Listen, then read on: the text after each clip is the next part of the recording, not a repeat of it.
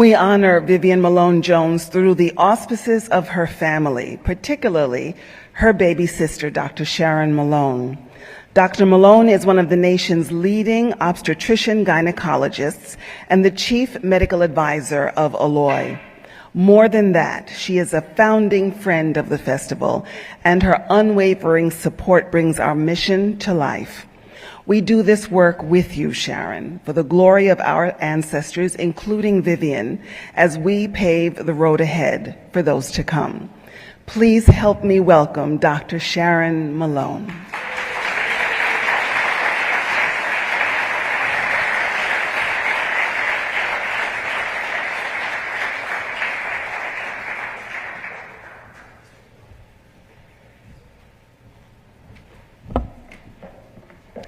Thank you, Isisara, and thank you to all of you who are joining us here in person and to those watching live via our live stream. This evening is our March on Washington Film Festival's Vivian Malone Courage Award ceremony.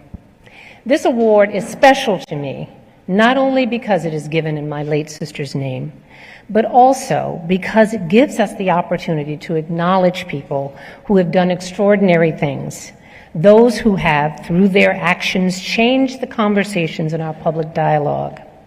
Our past recipients include Ta-Nehisi Coates, Representative Lucy McBath, and Nicole Hannah-Jones. I would like to thank Joanne Irby and the entire volunteer staff of the March on Washington Film Festival for making this evening possible.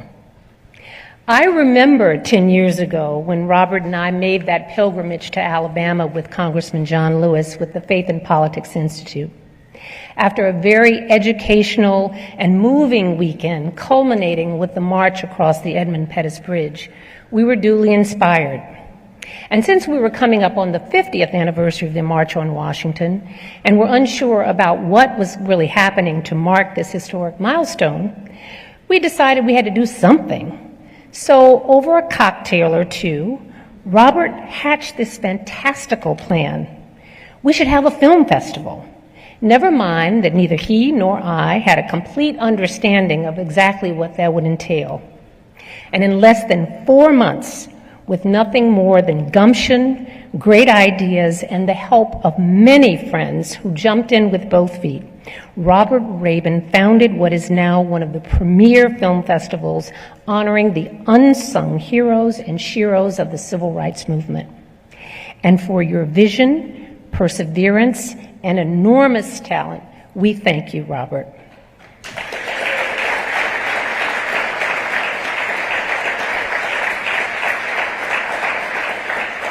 And just a couple of years later, it was in this spirit that we conceived of the idea of not only honoring the heroes of the bygone era, but we also felt it was important to honor those individuals in the new generation who embodied the same courage and determination to keep on keeping on in the face of what sometimes were very, very stiff winds.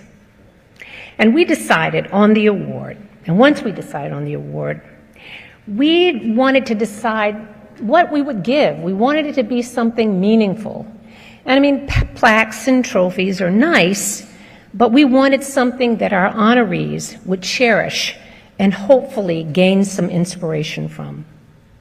To do so, we needed to look no further than to our very own resident artist and stalwart supporter, Avis Collins Robinson. Avis created the beautiful work of art entitled Fear No Evil, a framed limited edition of which is our award. Avis cannot be with us tonight, but I sincerely want her to know how much her art and dedication have been foundational to the March on Washington Film Festival. I hope she's watching tonight and that she understands how much the March on Washington family and our family is indebted to her. We love you, Avis. And this brings us to why we are here tonight. I've learned over the years that it is always a good idea that when Robert asks you to do something, just say yes. Magical things happen when Robert and I go to Alabama. Last February, Robert invited me to go with him to a conference in Montgomery. And I didn't really have an idea of exactly what it was about or who exactly was going to be there. But as I said, Robert asked, and I said yes. It was at that conference that I met tonight's honoree, Michelle Browder. People who know me know that one of my favorite sayings is, there are no accidents in the universe. Michelle is an amazing woman who, among many things, is founder of the Anarcha, Lucy, and Betsy Foundation, named for the 3 enslaved women whom J. Marion Sims, deemed the father of gynecology, experimented on in Montgomery, Alabama. Now, I must admit that as a practicing gynecologist, until only a few years ago, I had really not the full story of who J. Marion Sims was. I knew he was heralded as the inventor of the field of gynecology, and I had no idea that the instruments that we used in the operating room and even the positions that we placed patients in were named for this man. And I had no idea that this place of honor that he has occupied in the pantheon of medicine's greats was literally built on the bodies of Black women. Thankfully, Michelle has amended that history. She is the creator of the magnificent monument, the Mothers of Gynecology in Montgomery, Alabama. And I would encourage any of you, if you go to Montgomery, please see it. It is not to be missed.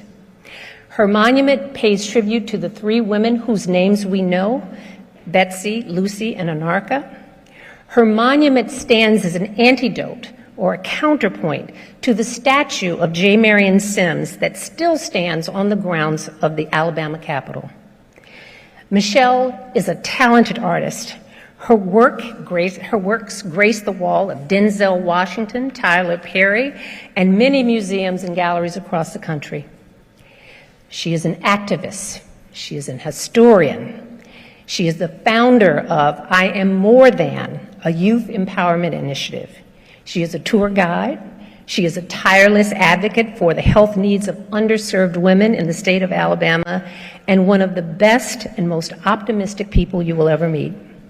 Ladies and gentlemen, please welcome to the stage our 2023 Vivian Malone Courage Award recipient, Michelle Browder.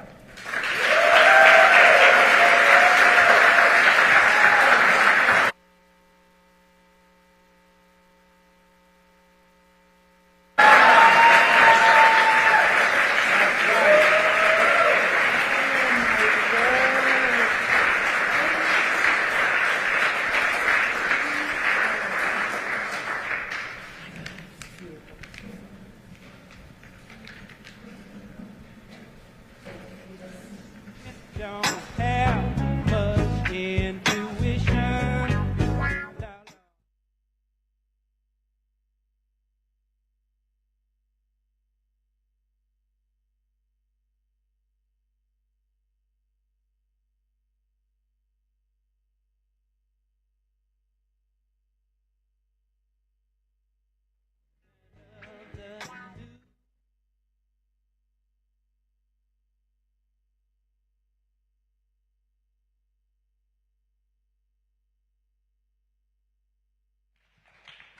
Now, I've said enough about Michelle, and I think it is time that we should hear from Michelle in her own voice. But before we do that, I can do a lot of things. Interviewing is not my first job. So to do a better job, I think I would like to welcome to the stage our last year's 2021 March on Washington recipient, Nicole Hannah-Jones.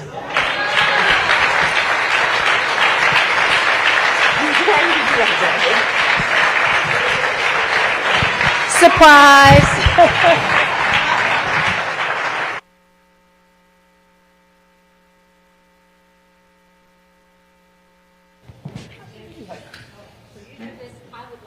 Would you like to say a few words here or there? Trick 2.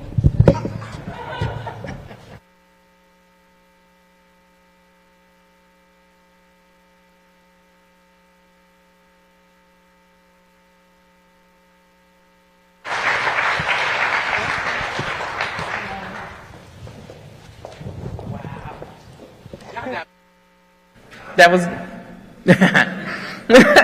I am so very grateful to receive this beautiful painting, and as an artist, it means so much, and I'm so proud to be able to present it at the Mothers of Gynecology Clinic as a reminder to be fearless.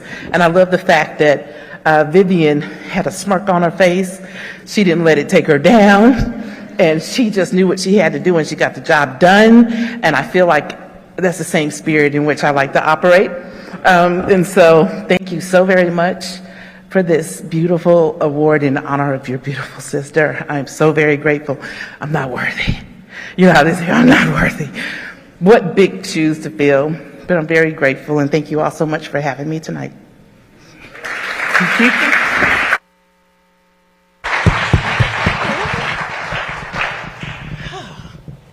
So last time we were on stage together, you were interviewing me. Yes. So now we get to switch roles. Good evening, everyone. This is such a beautiful moment, and I'm really appreciative of what Sharon has done to honor not just her sister, but all of the Black resistors in whose legacy that we all work. So I want to start by one saying, you know, I first heard about you when someone took a picture of my name that you had placed on that monument, and I could not believe that someone would put my name on there.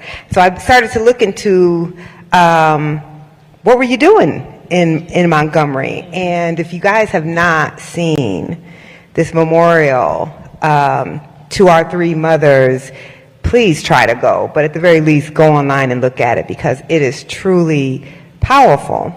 And so you are a daughter of Alabama as well.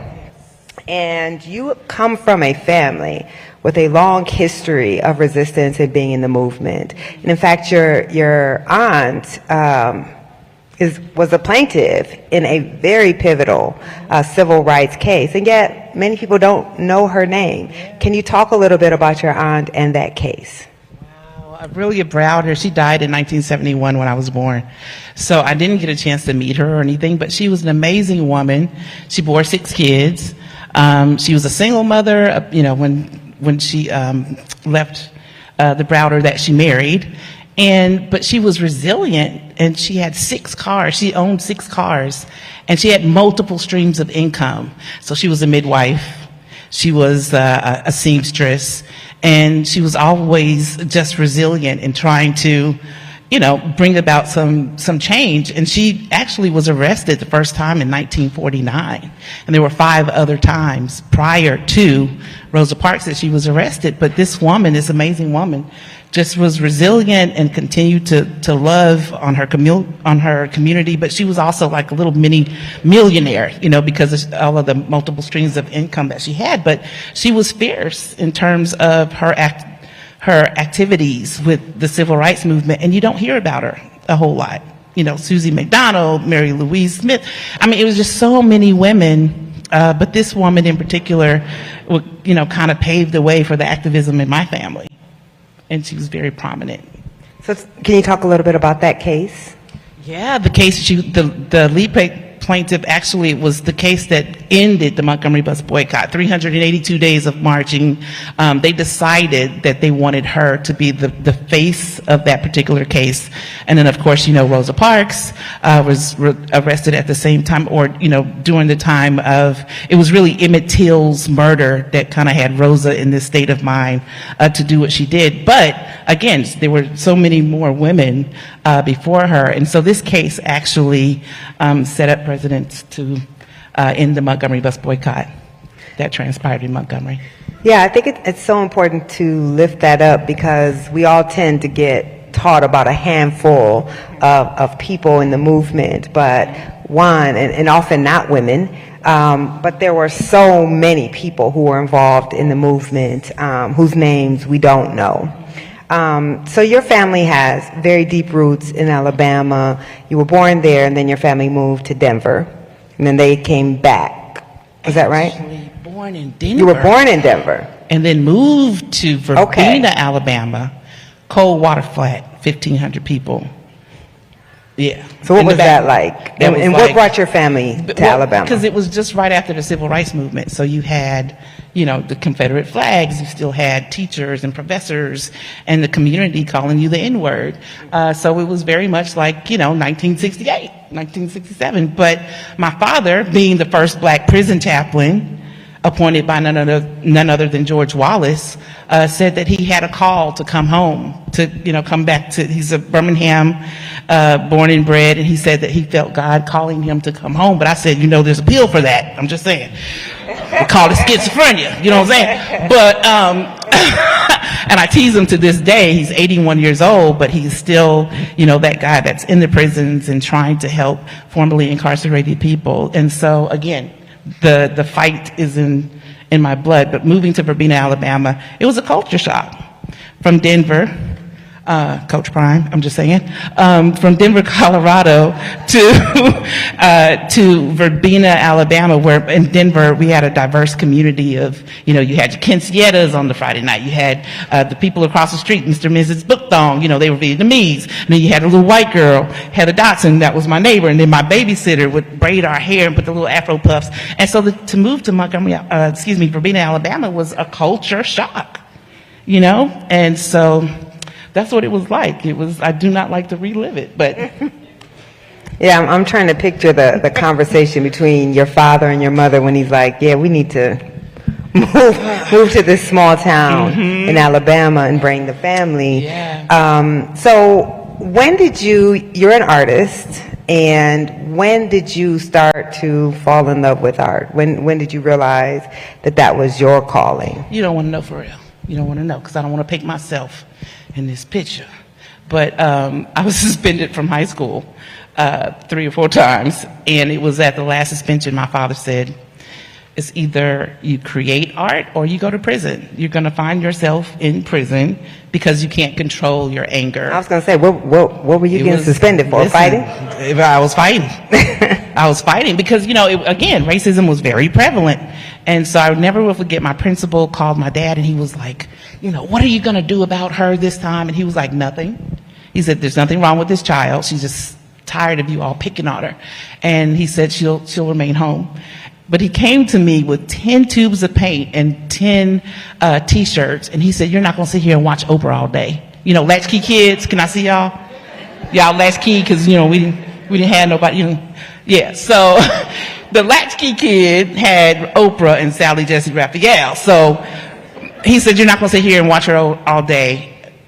Do something, create something. And I became an entrepreneur at 13 years old. Absolutely. Okay, wait.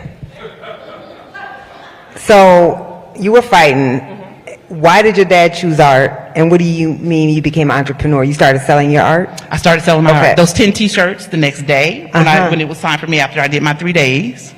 I started selling my art, and then, you know, it became a thing that people would call on me to be the mascot, and then people would call on me to design T-shirts and jackets, and yeah, so I became an entrepreneur. Wow.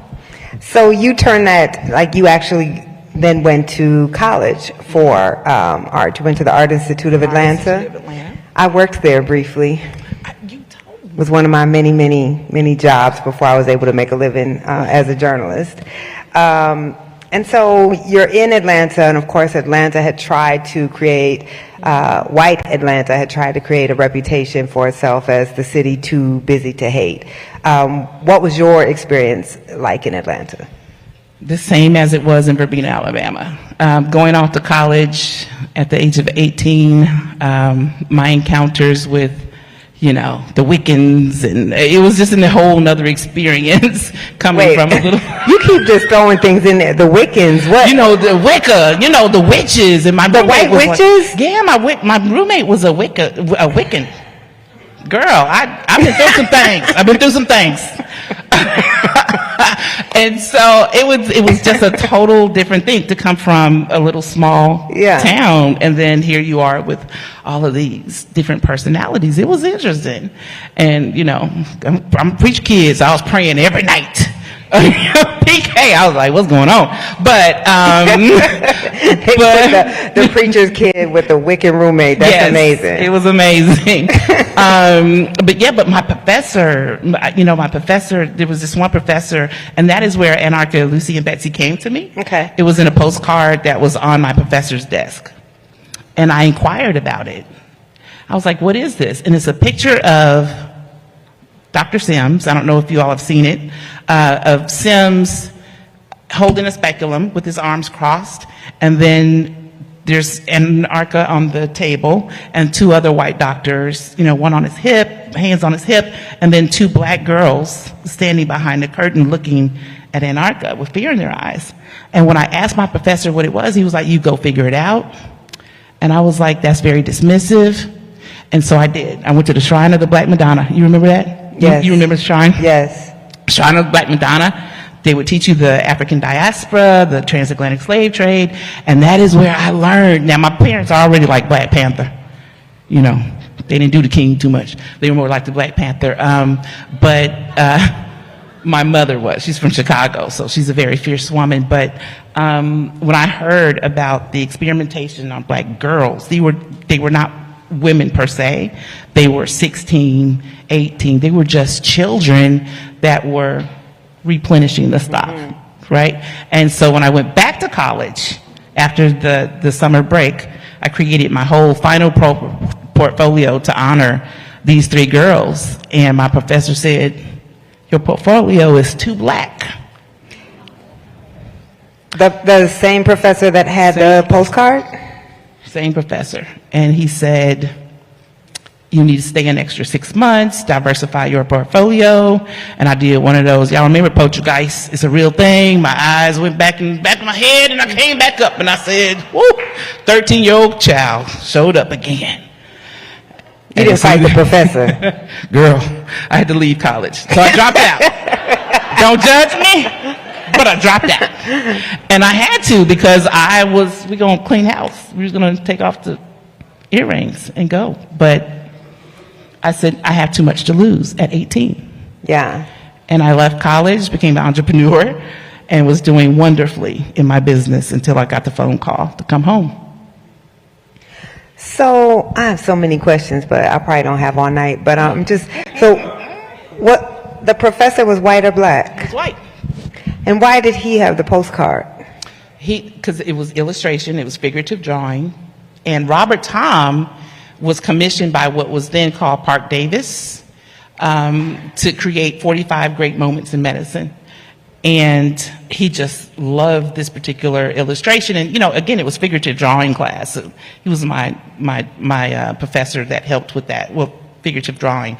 And he was just in love with this postcard. But so he wasn't, for him, this wasn't like a political act. It was just, this was a great moment in medicine that had an illustration that he thought he could teach from. No, he was racist. He was. Okay. He was racist.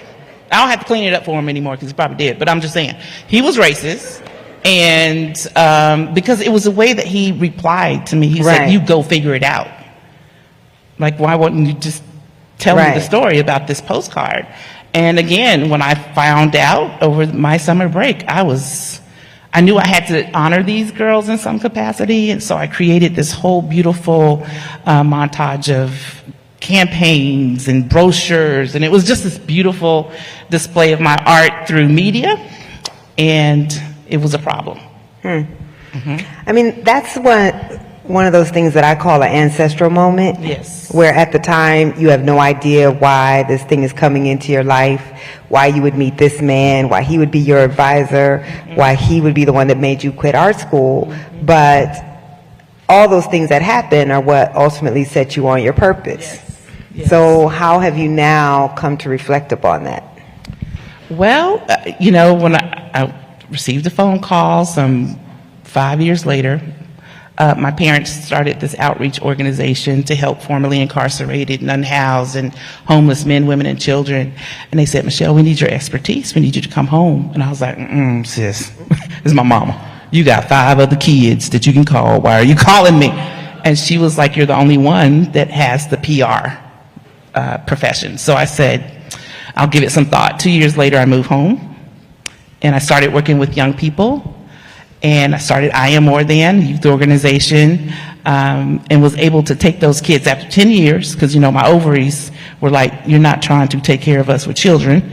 So I was like, 10 years later, because, you know, Slim Pickens in Montgomery. I think this is being live stream. I'm sorry, but it's the truth. Slim Pickens. So I'm like, after 10 years, I'm going to find somebody to have some babies.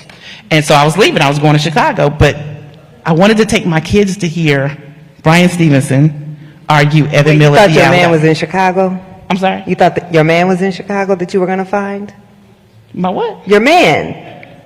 Oh. Did you say you were looking to have somebody? What? No, I thought he was in Chicago. You know, my family is in Chicago, so. Oh, okay. Sorry. Yeah. I'm trying to keep up, y'all. Yeah, I'm sorry. Am I going too fast? No, you just, Yeah, you just with throw me. a lot of things in. And I'm just saying, it's a whole. I get stuck on things. Go ahead. Go ahead. Yeah, I thought I was going to find, because Montgomery ain't got it. I'm just saying. So I'm like, I'm going to Chicago. Find me a Fred Hampton somewhere, you know. Somebody that's intelligent and can speak well and that's a fighter. And I took my students to the United States Supreme Court. This was our final trip to see Brian Stevenson argue Evan Miller v. Alabama. Y'all, when my students, when we left that courtroom, they were instantly transformed. It was a 24-hour trip. We literally boarded a bus with 56 young people to watch him argue this case. I wanted them to see a black man do more than dribble a ball. Y'all understand? I wanted them to see somebody who just wasn't running up and down the court, but I wanted them to see someone that's intelligent and was fighting for men, women, and children in prison. In this particular case, 13-year-old Evan Miller, not Evan Miller, I'm sorry, I'm thinking about the voting case. The young man that was 13 years old. They were challenging the constitutionality of sentencing children to die in prison. And I wanted my students, you know, youngest 10, I think the eldest was like 18, black and brown students, never been outside of Montgomery. And that is where the whole I Am More Than came from, the organization. Because when we left the courtroom, those justices, my student, it was Telemundo. Can I tell this story? Yeah. Can I tell this story? So Telemundo is outside. CNN is outside. And my little black and brown students were leaving. We were all leaving the courthouse. You know, the judge even made mention how beautiful the kids were. Stepped outside. Here comes Telemundo pulling my little brown girl, my little Mexican kid, and says to her in Spanish, well, what did you see in the courtroom? That girl answered in Spanish, what was wrong with that little old lady? Was she asleep? Why, Lord. And then the other student, my little black boy from the hood, steps out, CNN. What did you see in the courtroom? He said, well, you know, we were all kind of wondering what was that man looking at on the ceiling?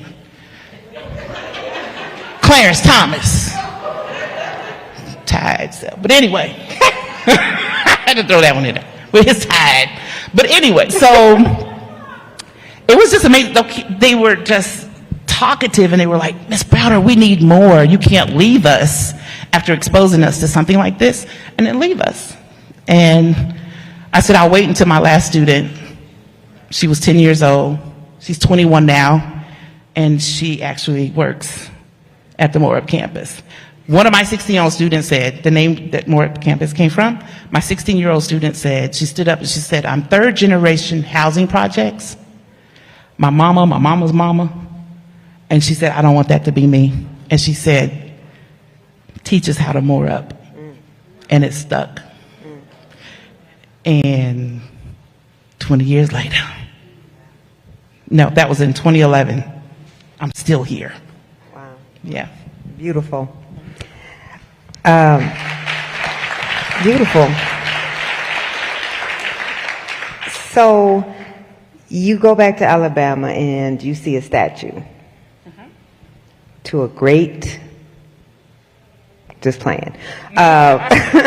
You see a statue to a man who has been treated as a great man, like so much of our history, right, where we hold up the wrong people and we have to ignore the atrocities they committed against black people, and you see the statue to J. Marion Sims. What was your reaction to that, and how did that drive your ultimate purpose? Well, when my students asked me not to leave, I said, well, what are we going to do? And they said, you know, we want to start businesses. We want to be better people. And so I said, well, there's only one thing that we can do. Let's start giving tours.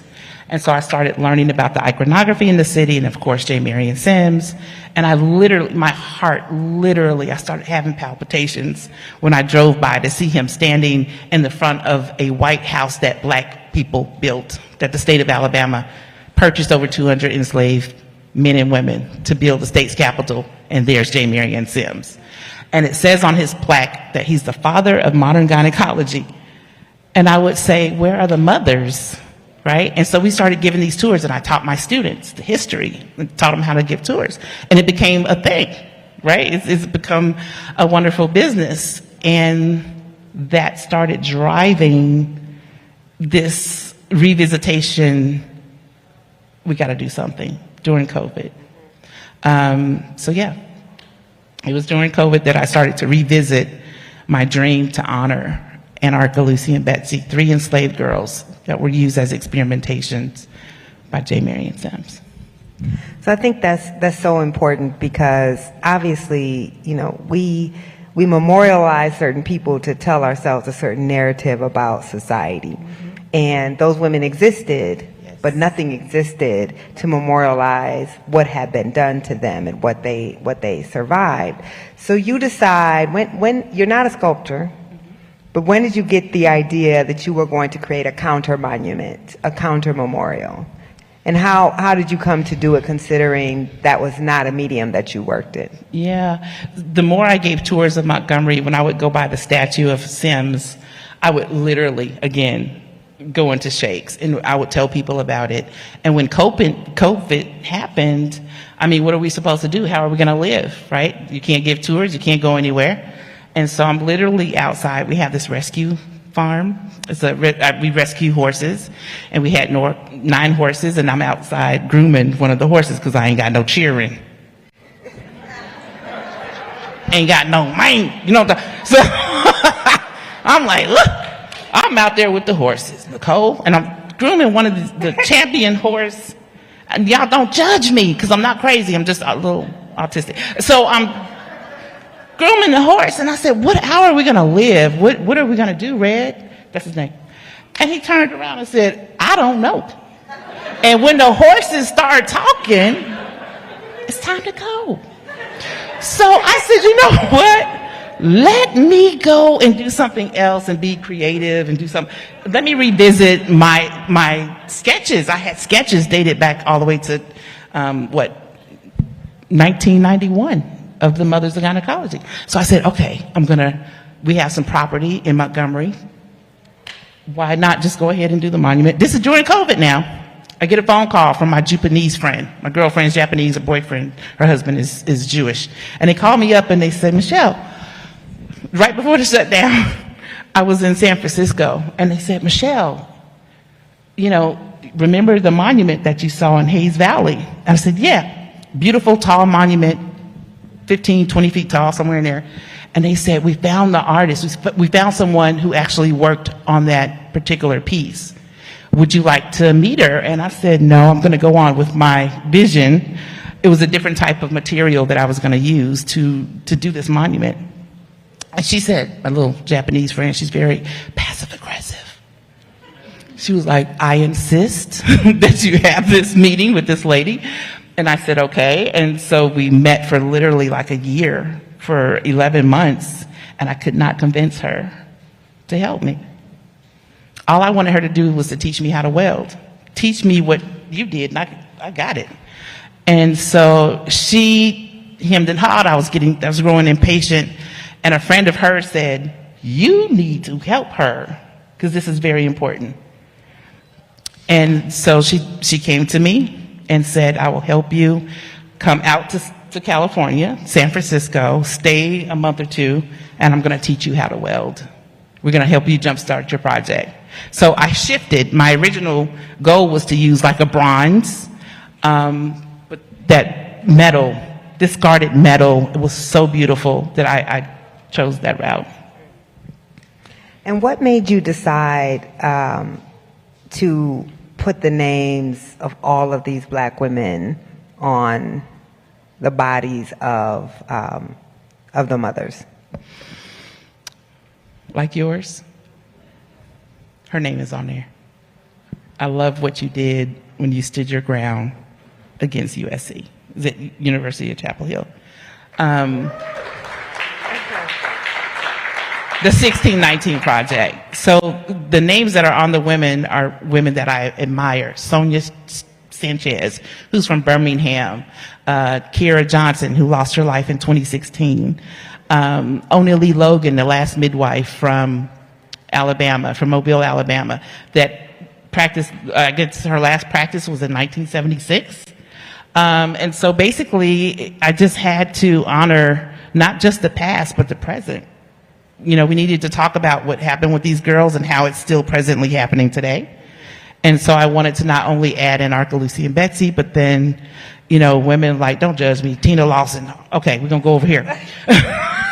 Beyonce, you know, we don't want Beyonce, but we want her mama. Because, I mean, think about it. She's a very strong, independent woman. She's, you know, teaching people how to be this independent woman. So I wanted to bring people that are relevant to today's time. You know, Mary Beatrice Davidson Kenner, who created the apparatus for the sanitary napkin. That's important. Big Mama Thornton. She's important. Elvis stole from her, right? And so the rest is history. So I just have a couple more questions for you. I would love for you to talk about, so you decide to hold this conference called the Day of Reckoning. So I'd love to talk a bit about that conference, but also about your building. That story of your building is amazing. Y'all ain't ready. But listen. Because the ancestors, like, you know, I don't know where your faith is, but you got to believe in something. And when you obtain what we've done, it's only been 2 years that we've been doing this, right? And so, okay, I got to tend to ADHD. What did you ask me? Okay. We're going to start with the Day of Reckoning. Okay, Day of Reckoning. Okay, the conference. The conference. So the mothers went up in September 21. We had this beautiful, amazing event. And we erected them in 21. And I'm thinking to myself, you know, we need to teach this history about the history of gynecology. Fistulas, we need to teach midwives and doulas and medical practitioners and social workers, the whole gamut. And so I said, why don't we, now when I say, you know, I'm talking to myself, don't judge me. So I'm like, why don't we create a conference and invite all of these amazing Deidre Cooper Owens, Dr. Veronica Pimentel, Deliso Alford, who just worked on the Henrietta Lacks with Ben Crump. You know, invite these people, Charles Johnson, invite them out, and, you know, let's have a conference. 150 people showed up. So I thought, wouldn't it be amazing if we could have a convening in the backyard where J. Marion Sims committed these atrocities against these bodies, right? So I called the building. It's called First Son Finance. I need y'all to follow me. Y'all following me? First Son Finance. Predatory lenders today. Called the building, told them what I wanted. I said, hey, can we just use your backyard to have a convening for this conference? The gentleman said, go down to the site now. The owner is there. I was like, cool. So I go to the site. Tall white man. When he turned around, he looked like Mike Pence. I swear to God. And I'm like, oh my God, this Proud Boy. Don't judge me because I judged him. I was like, this Proud Boy is not going to let me do this. He was like, are you here to buy the building? Mind you now, the backyard is where these girls were raped, forced to give birth, suffered a fistula, a hole from obstructed labor. They were tortured. The site. So I said, no, sir, I'm not here to buy the building. Would like to have a convening in the backyard. And he says, oh, that's fine. Do you need access to the building? I said, no. He was like, well, yeah, you could do that. And I said, well, wait, back up.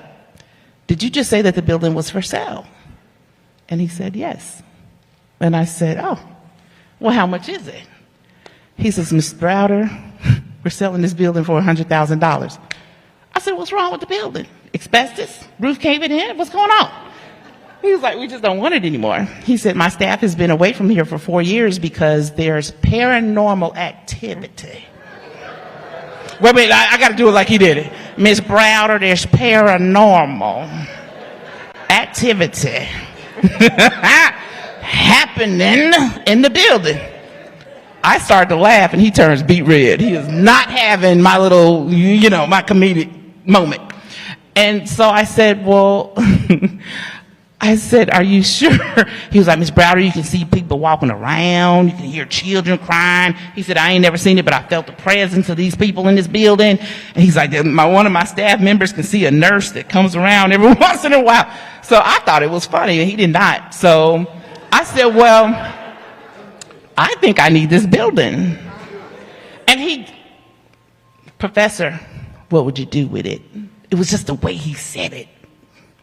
And I said, well, rolling off the dome, because I got ADHD, I can come up with this stuff real quick. So I said, I would open it up for doulas and midwives, first floor. We'll combine art, history, and medicine, because I'm an artist. I don't know anything about medicine, but we can provide provisions or make provisions for people that need it. Especially with midwifery, because a lot of women, even today, don't know what a midwife is. They don't know that they could use a doula, an advocate, when they're giving birth. And I said, then upstairs, I would create a space for for medical students. Let's change the narrative in healthcare, right?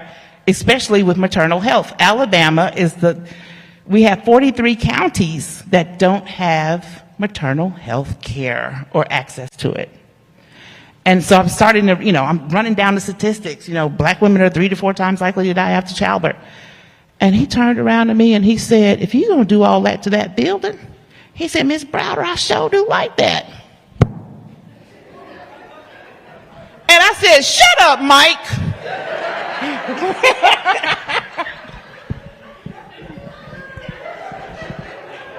His name was not Mike. He said, my name is Jim. And I said, I'm sorry. He's like, who's Mike? I said, never mind.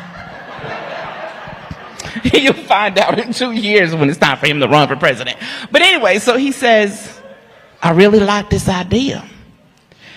He said, I'll tell you what, if you're going to do all that to this building, you can have it for $75,000. I said, something's wrong with this building. He said, nope. He said, I'm trying to tell you, we just don't want it no more. He said, my hair, he said, just thinking about it. And y'all, he was not laughing. I was trying to ease up a little. He was like, we're not having it. And so I said, well, sir, I think I need the building. Can I make you an offer? He said, make your offer. I said, can I give you $35,000 down? Because Southern Poverty Law Center gave us a $50,000 unrestricted grant, like 2 weeks prior. And I said, you carried a loan. First Son Finance. Y'all know where I'm going with that? He said, how long would you need? And I said, just give me 2 months. We could do this. So he said, you know what, Ms. Browder? Let me go home and talk to my wife. Call me back on Monday. I said, oh, the daughters of the Confederacy are not going to let me do this. So I called them back on Monday, and she gets on the phone. They're headed to their 100-acre farm in Tennessee. And he said, Michelle, tell my wife what you want to do with the building. So I start telling her about this vision that the ancestors gave me. And she said, Miss Browder, we sure do love this. Can you just give us that $35,000? You can have the building.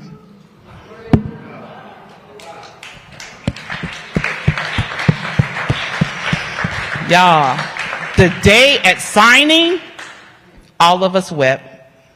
Mike Pence and Scarlett from Gone with the Wind over there crying over in the corner. But she said, this is our reparations. This is how we are repairing, and we would hope that you would bring us on as friends, and when you open, and if you need anything. Yeah. I mean, the first time you told me that story, and we were in the space, it just gives you chills, right? Like you do feel Yes. an emotion when you go in that space. Yes. And so I do, again, it was ancestral, and I think the work that you're doing is ancestral. So can you talk about your plans, especially to open a clinic there? Because, of course, we know that black women in the United States die in childbirth at the highest rates, suffer the highest infant mortality rate. We have the highest rates of death in the Western industrialized world. And that is regardless of income, education. It is not because of poverty, which everyone wants to say. It's because of a system literally built on the experimentation of our bodies, on the exploitation of our bodies. And there was a time when childbirth was not even considered a science, right? This was it was left to midwives, and then it became professionalized, and many black women were discarded as the people who could help us to give birth. And so you're trying to counter that. Can you talk about the important work that you want to do in a state that has one of the worst black infant mortality rates? We're third in the country, worst state to give birth. They don't want you to have an abortion, right? But they'll let your baby die, yeah. Or kill you, one of the two. Very hypocritical. So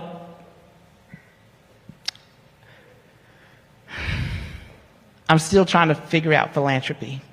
Can I be transparent? Trying to figure it out. So you do.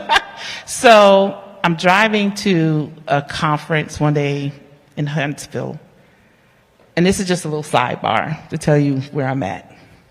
Driving to a conference, and I really wanted to purchase a mobile clinic because it's a $5.5 million project. We're only in our year and a half, right? So I'm like, I don't know the language. I don't know what we're doing for real, but it's a vision and it's a need, right? So I'm driving to Huntsville and I see these campers, this row of campers, and the cost for a mobile clinic, $131,000. I was like, well, Michelle, it doesn't make sense to put that kind of money in a mobile clinic when you need your building completed, right? So I said, why can't we just take a camper and convert it over to a wellness pod? It will go to these rural counties. So I had like 2 hours before it was time for me to speak. I pulled over. I took my savings and I bought the camper. I picked it up 2 weeks later. I had to fly somewhere. Upon going back home, after I purchased the camper, I pulled in my driveway and I received a phone call. Michelle, I've been thinking about you. I want to support your work. I'm sending you $25,000. I bought the camper for $25,000. We launched the camper in July. We've seen over 143 women.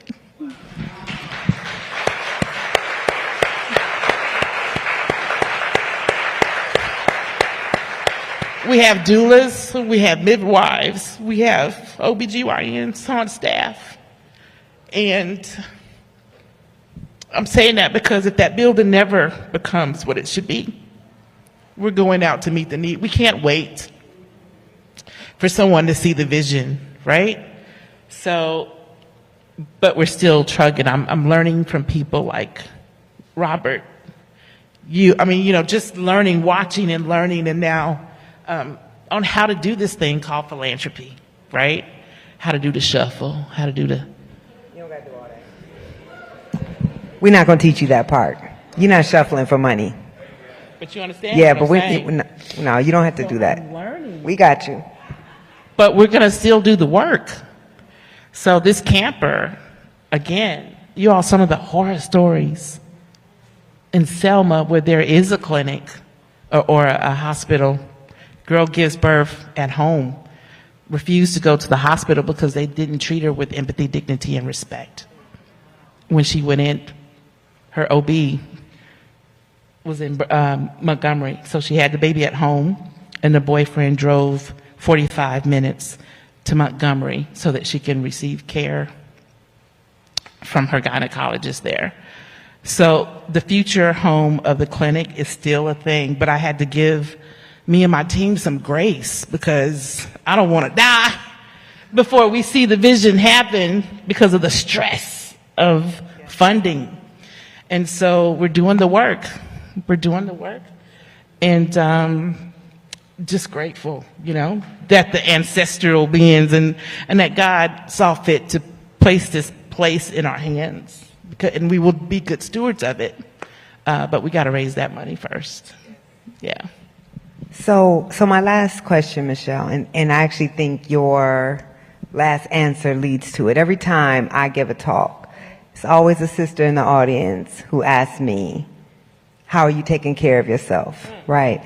And I think what's so important, even when you said you had to give your staff and yourself grace. And a good friend of mine once told me during some particularly dark days that you say you're out here working on behalf of your people, but you're going to let them kill you, and then you won't be here to work on behalf of your people. So I really would love for you to just tell us, one, how can we help support the work that you're trying to do, but also how are you ensuring that you're taking care of your spiritual health, of yourself, as you're out here trying to serve our people? I'm just learning. As a matter of fact, I just have to lift up my sister, Tracy, who recently went to the doctor, actually emergency, because long story short, she had a tumor, but she doesn't have a womb. She said that, and so it was a special case, and they flew her to Birmingham, but the treatment that she received was so horrendous in Montgomery, Alabama, that she had to go to UAB. I was so angry. And I said, Michelle, you got to get a hold of your anger, because I don't want the fibroids. You understand what I'm saying? And I'm noticing that whenever we're stressed, so I stopped giving tours. The only time I give tours now is if it's a big group, or and coming to things like this, it's helping me to relax a little bit, because again, we're on a fast track. It's only been 2 years since the monument went up. It'll be 2 years that we own the building next year. So I'm learning to just give myself grace and my team and be a little bit, enjoy. Joy. My joy is my strength. So that's what I'm doing. And I started working out. Thank you very much. Don't clap, because that COVID got us. We're going to clap for that. Let me tell you, my sister, you are a visionary. You are an activist. You connect us to our joint humanity, and you are the best of us. And I'm just grateful for everything that you're doing. And please show our sister the love that she deserves. Congratulations. Thank you. Thank you so much.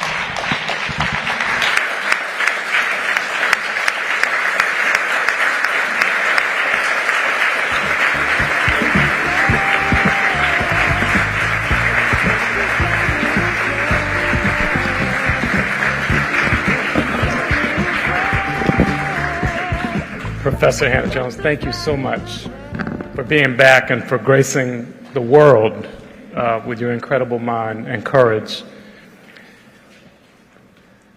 Michelle, I loved you. I've been following you around for some years now, and I hope I'm just getting started. I mean, you make a joke about shuffling, but I'm watching the world come to you. I'm watching major philanthropy come to what you've built in Montgomery and be humbled for good reason. My own transformation and commitment to you happened after visiting the anti-lynching memorial that St. Brian Stevenson has put together, and it's a sacred place. And of the 4,440 plus pylons, the memorials, 99% are men. That was the nature of public lynching. And I see, this is me, not you, what you are constructing for the world is the story of the women. And it's a grossly undertold story. You're doing it through art, you're doing it through direct services, and the world needs you. And there's a growing number of us who are going to be there to support your vision. And thank you for what you're doing.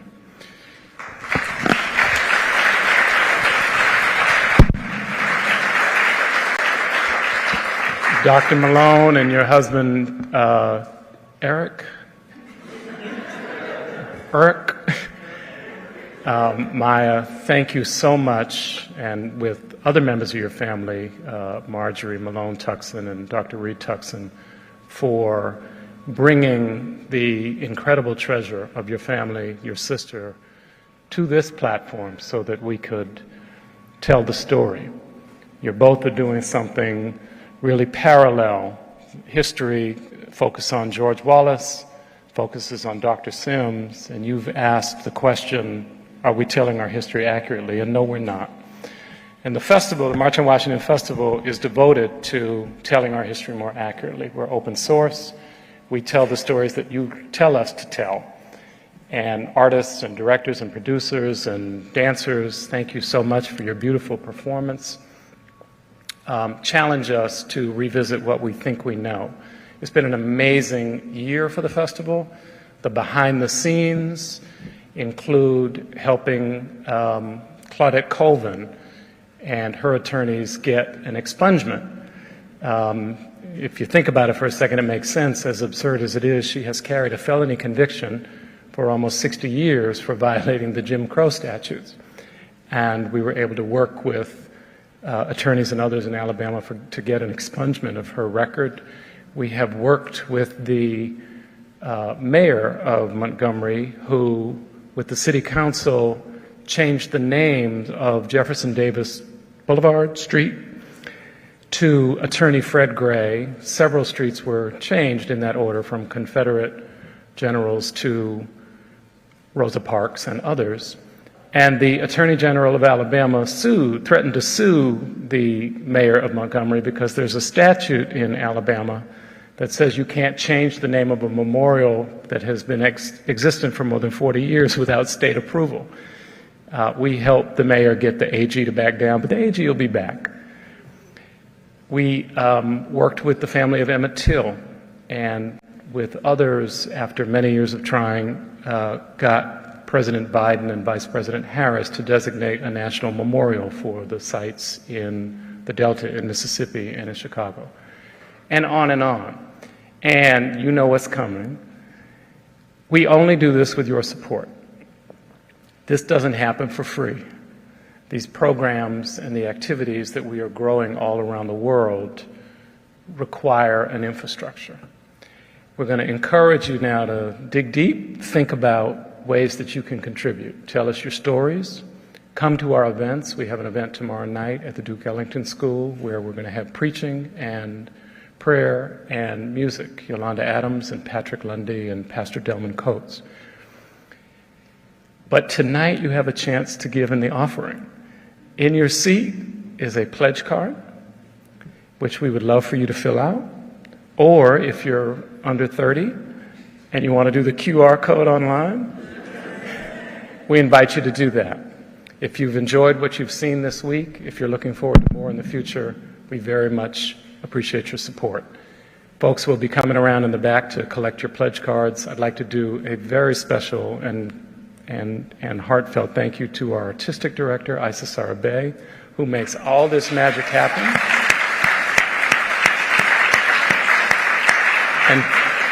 And to our executive director, Joanne Irby.